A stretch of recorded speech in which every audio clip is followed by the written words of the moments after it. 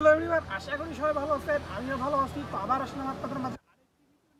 তো এই ভিডিওতে আমি কথা বলবো হইলো আপনাদের সুপারি গাছের কীভাবে ভালো মতো চাষবাদ করা হয়, মানে কী পদ্ধতিতে চাষবাদ করা হয় সেটা বলবো। তো মানে আপনার সুপারি গাছের চাষবাদ করার জন্য যে ভালো চারা কীভাবে বাছাই করবেন এবং জমি কীভাবে নির্বাচন করবেন আমি এই ভিডিওতে সেটাই বলবো।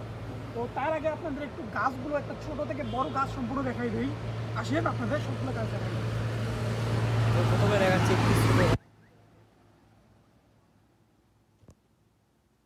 দেখেন এটি হচ্ছে একটি সবচেয়ে ছোট গাছ। এই যে এটি, এই গোড়টি দেখেন, গোড়টি অনেক মোটা টাইপের এবং বলতে আকাল দিকটি দেখেন, আকাল দিকটি দেখেন একটু চিকন। এটি এই যে এই দিকটি মোটা,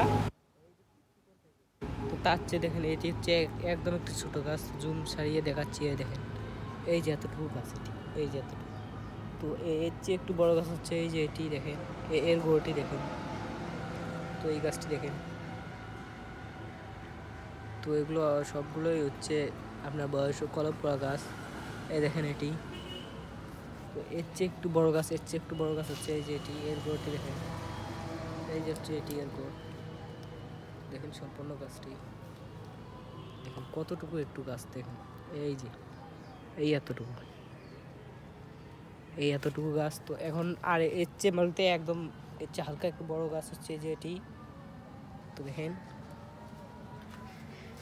তো দেখলেনই আপনারা গাছগুলো শব্দ মতো। তো এখন বলতেছি আপনারা ভারত চারা কীভাবে বাছাই করবেন। হ্যাঁ, তো বীজ লাগানোর পর 3 মাসের মধ্যে যে সকল বীজ গড়ায় সেগুলো থেকে কিন্তু ভালো চারা পাওয়া যায়। তো বীজ রোপণের পর যে সকল চারা তাড়াতাড়ি গজায়, দ্রুত বাড়ে, গোড়া মোটা হয়, পাতা ও শিকড় বেশি হয়, এইসব চারা কিন্তু আপনারা বাছাই করে নেবেন। তো চারার বয়স 6 মাস হলে কিন্তু তারপর লাগাবেন। তবে আবার 12 থেকে 18 মাস বয়সের চারা যেগুলো খাটো, মোটা এবং কমপক্ষে 5 থেকে 6টি পাতা থাকে, এমন ধরনের চারা মাঠে লাগানোর জন্য কিন্তু এগুলো চারাই।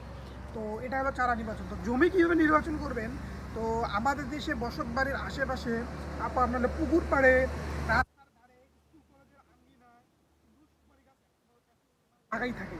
তো সুপারি বাগান করতে যদি দেন তাহলে আপনি কী করতে হবে, বাগানের জমি সঠিকভাবে কিন্তু নির্বাচন করতে হবে যখন বাগান করে।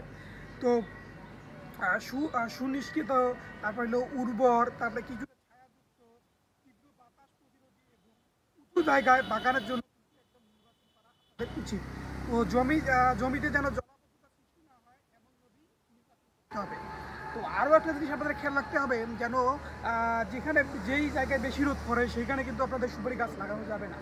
সুপারি কিন্তু একটু ছায়া থাকতে বেশি পছন্দ করে, তাই আপনারা ছায়া জমি নির্বাচন করবেন।